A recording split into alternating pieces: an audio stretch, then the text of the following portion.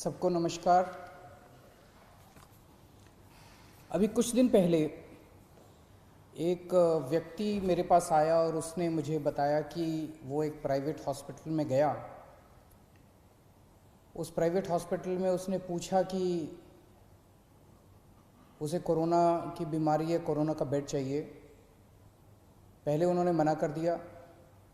जब वो बहुत गिड़गिड़ाया तो उन्होंने कहा 2 लाख रुपए लगेंगे। मुझे विश्वास नहीं हुआ। अभी कुछ दिन पहले फिर एक दिन एक टीवी प्रोग्राम पे, लाइव टीवी प्रोग्राम के ऊपर एंकर ने एक हॉस्पिटल को फ़ोन किया। हॉस्पिटल से पूछा जी कोरोना का मरीज है हमारे फैमिली में, हमें बेड चाहिए। हॉस्पिटल ने मना कर दिया। जब वो गिड़गिड़ाया तो हॉस्पिटल ने लाइव प्रोग्राम के अंदर कहा दूसरी तरफ से कि 8 लाख रुपए दे दो, बेड का इंतजाम हो जाएगा। मैं ये नहीं कह रहा कि सारे प्राइवेट हॉस्पिटल खराब हैं। दिल्ली की स्वास्थ्य सेवा के अंदर प्राइवेट हॉस्पिटल्स ने बहुत अहम भूमिका निभाई है। दिल्ली के लोग प्राइवेट हॉस्पिटल्स के इस कंट्रीब्यूशन को सलाम करते हैं। लेकिन कुछ चंद प्राइवेट हॉस्पिटल्स हैं जो इस महामारी के दौरान भी इस तरह की गलत हरकतें कर रहे हैं। पहले कहते हैं बेड्स नहीं है, और जब और इंसिस्ट करो तो कहते हैं 2 लाख रुपए दे दो, 5 लाख रुपए दे दो, 8 लाख रुपए दे दो। इसको बेड्स की ब्लैक मार्केटिंग नहीं कहेंगे तो और क्या कहेंगे।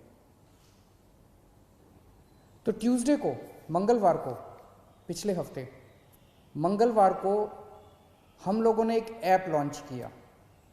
हमने कहा ये ब्लैक मार्केटिंग क्यों होती है, क्योंकि जनता को पता ही नहीं कि इस अस्पताल में कितने बेड खाली हैं, कितने बेड भर गए। तो वो अपने हिसाब से ब्लैक मार्केटिंग कर रहा है। वो जो भी 2-4 कर रहे हैं, सारे नहीं कर रहे, सारे बहुत अच्छे हैं। फिर से मैं कह दूं कि सारे प्राइवेट हॉस्पिटल्स बहुत अच्छे हैं, 2-4 हैं जो बदमाश हैं। अगर हम इसको, हमने ये सोचा अगर हम इसको सारी जानकारी को ट्रांसपेरेंट कर दें, अगर हम जनता को बता दें कि भाई इस अस्पताल में इतने टोटल बेड हैं, इतने खाली हैं, इतने वेंटिलेटर हैं, इतने खाली हैं, तो जनता को सब पता चल जाएगा। फिर तो कोई गड़बड़ नहीं कर सकेगा। और पिछले मंगलवार को हम लोगों ने ये ऐप लॉन्च करके दिल्ली सरकार का, और सारे अस्पतालों की लिस्ट डाल दी कि किस अस्पताल में कितने बेड है, कितने खाली हैं। और फिर तो जो बवाल हुआ, मतलब ऐसे टूट के पड़े कई लोग इसके ऊपर, जैसे हमने कोई गुनाह कर दिया, जैसे हमने ये इंफॉर्मेशन डाल के गड़बड़ कर दी। अब लोगों को पता है कि इस अस्पताल का ये लिखा हुआ है, इसके अंदर 20 बेड हैं, खाली हैं 20 बेड, लेकिन ये बेड नहीं दे रहा। जब उसके पास जाओ तो कहता बेड नहीं है, झूठ बोल रहा है। 2 चीजें, इस बेड को अपडेट हम तो कर नहीं रहे, इन्हीं सबको हम लोगों ने पासवर्ड दिया हुआ है। तो उस ऐप के ऊपर अस्पताल खुद अपडेट कर रहा है कि मेरे इतने बेड खाली हैं, और फिर कहता है बेड नहीं है। तो दोस्तों, इसको तोड़ने में ये जो कुछ लोगों ने, चंद लोगों ने माफिया बनाया हुआ था, इसको तोड़ने में थोड़ा समय लग रहा है। ये पूरे के पूरे एकदम से रिएक्ट कर रहे हैं।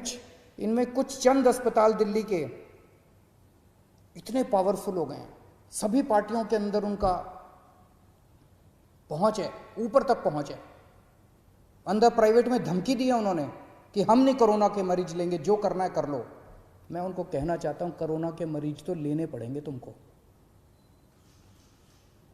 आप लोगों को दिल्ली में अस्पताल बनवाया था, पैसे कमाने के लिए नहीं बनवाया था। आपका अस्पताल बनवाया था दिल्ली के लोगों की सेवा करने के लिए।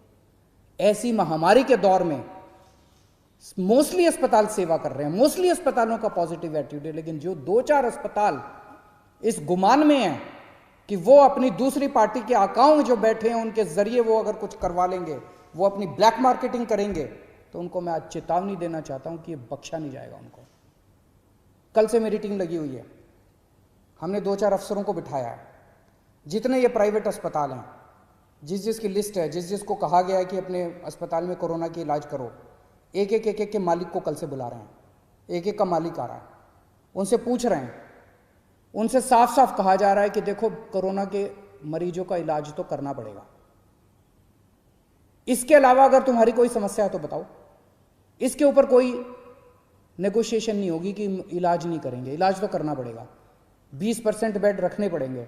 कुछ लोग कहते हैं जी 20% बेड कैसे रखे हैं, हमारी व्यवस्था नहीं है, तो ठीक है 20% मत करो, पूरे 100% बेड आपके कोरोना के लिए कर देते हैं। कुछ लोगों की जेन्युइन समस्या थी, कल से हमारी टीम, कल 33 हॉस्पिटल्स के साथ बैठक हुई, आज बाकी सारे हॉस्पिटल्स कवर कर लेंगे, क्योंकि हम नहीं चाहते जिन लोगों की जेन्युइन समस्या है। जैसे एक हॉस्पिटल आया, उसने कहा कि हमारा जी कैंसर हॉस्पिटल है, कैंसर के मरीज आते हैं, वहाँ अगर कोरोना के भी साथ में होंगे तो दिक्कत होगी, ठीक है। तो उन्होंने कहा जी हमारा एक और हॉस्पिटल है जो जनरल है, हम उसमें 40% कर देते हैं, 20% की बजाय इधर का कोटा उधर कर देते हैं। बहुत अच्छी बात है, हमने उनकी बात मान ली। इसी तरह से किसी की कुछ और छोटी मोटी समस्या थी, किसी की और समस्या थी, सबकी समस्याओं का समाधान कर रहे हैं। बस एक ही चीज नॉन नेगोशिएबल है, हमारे दिल्ली के लोगों का इलाज करना पड़ेगा, कोरोना के मरीजों का इलाज करना पड़ेगा, इस पे कोई नेगोशिएशन नहीं होगी।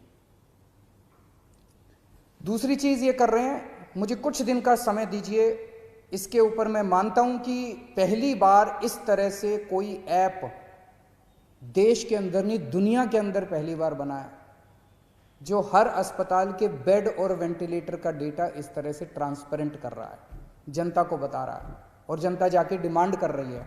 मुझे बड़ी खुशी है कि सारे टीवी चैनल वाले, सारे अखबार वाले फोन कर करके एक अस्पताल की रोज रिपोर्ट ले रहे हैं, कह रहे हैं इस अस्पताल को फोन किया उसने मना कर दिया, इस अस्पताल को फोन किया उसने मना कर दिया।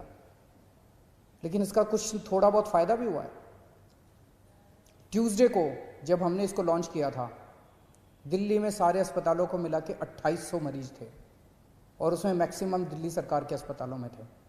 आज दिल्ली के 3900 मरीज हैं, 3900 मरीज हैं, 1100 मरीज ऐड हुए हैं मोस्टली प्राइवेट हॉस्पिटल्स के अंदर। वो इसी वजह से लोग, क्योंकि लोग अब इस जानकारी से सशक्त हो गए हैं और लोग जाके मांग रहे हैं। मैं फिर भी डिमांड करता, कुछ लोगों को तकलीफ आ रही है, मैं देखता रहता हूँ वीडियो, कुछ लोगों ने कहा कि मैं इस अस्पताल में गया, इस अस्पताल में गया, ऐप के ऊपर लिखा हुआ था। मैं आपकी जानकारी के लिए बता दूं, ये उन कुछ चंद अस्पतालों की बदमाशी है। कुछ दिन दीजिए मेरे को, अगर ये अस्पताल नहीं माने तो फिर हम सख्त कार्रवाई करने से बिल्कुल नहीं हिचकिचाएंगे। लेकिन मैं सभी अस्पतालों को बोल दूं कि आपको कोरोना के मरीजों की जांच तो करनी पड़ेगी। इसके साथ साथ एक और हम एक्सरसाइज कर रहे हैं कि दिल्ली सरकार का एक मेडिकल प्रोफेशनल दिल्ली सरकार की तरफ से हर प्राइवेट अस्पताल के रिसेप्शन पे बैठेगा, और वो हमें जानकारी देगा कि कितने अस्पताल, कितने बेड इसके अंदर भर गए और कितने खाली हैं। अगर कोई जाएगा तो वो इंश्योर करेगा कि उसको एडमिशन मिले। तो अब वो फॉल्स रिफ्यूजल जो है, जो अस्पताल बेड होते हुए भी मना करते हैं, जो चंद अस्पताल अगर बेड्स की ब्लैक मार्केटिंग करते हैं, ये धंधा बंद करेंगे अब दिल्ली के अंदर। एक दिक्कत जो कई लोगों ने, कुछ लोगों ने मुझे बताई कि अगर कोई पेशेंट सीरियस है, सांस की तकलीफ हो रही है, ऑक्सीजन सेचुरेशन लेवल काफ़ी कम हो गया, लेकिन अभी कोरोना का टेस्ट नहीं हुआ उसका, वो अस्पताल में जाता है तो उसको कहते हैं सस्पेक्ट मरीज है, अभी उसका कंफर्म नहीं हुआ कि सस्पेक्ट कहते हैं उसको, सस्पेक्ट मरीज है। ऐसे अस्पताल को कोई लेने को मना कर दे, ऐसे मरीज को सारे अस्पताल लेने को मना कर देते हैं, कहते हैं पहले जाके टेस्ट करा के आ। कहाँ से टेस्ट करा के आएगा? अरे तुम ही तो टेस्ट करोगे, वो कहाँ से जाके टेस्ट करा के आएगा? तो आज हम ऑर्डर निकाल रहे हैं कि किसी भी सस्पेक्ट मरीज को कोई भी अस्पताल मना नहीं करेगा। अगर कोई मरीज आता है वो सस्पेक्ट है तो उसको मान लो कि वो कोरोना का मरीज है और उसके शुरू कर दो, क्योंकि कोरोना की अलग से दवाई तो है नहीं।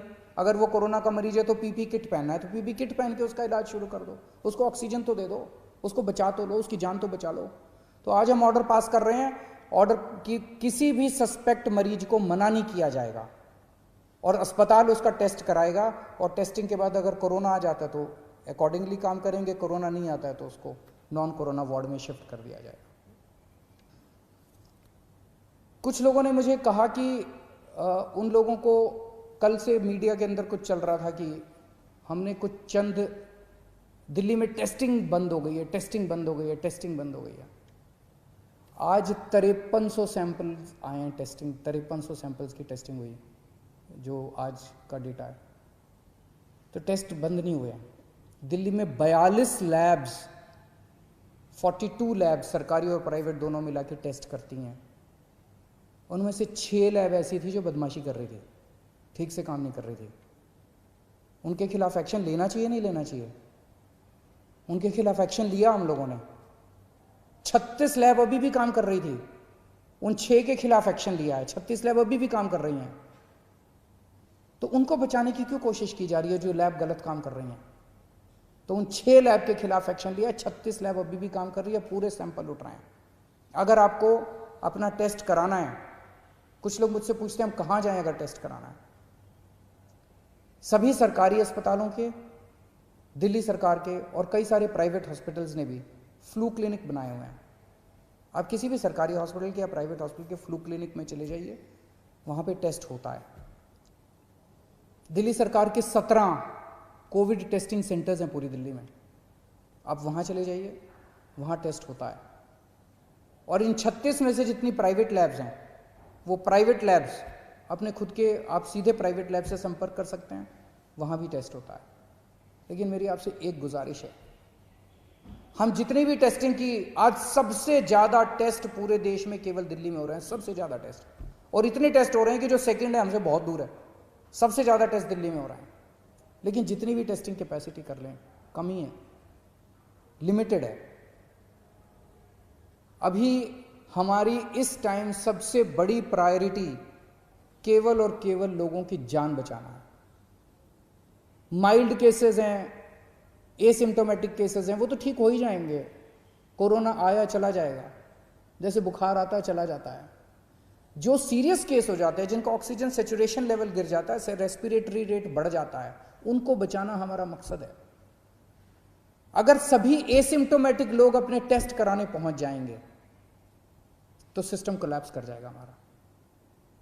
लोगों के मन में दहशत है, इस दहशत को निकालना पड़ेगा। लोग डरे हुए हैं और इस डर की वजह से सब चाहते हैं कि मैं भी टेस्ट करा लूं, मैं भी टेस्ट करा लूं, मैं भी टेस्ट करा लूं।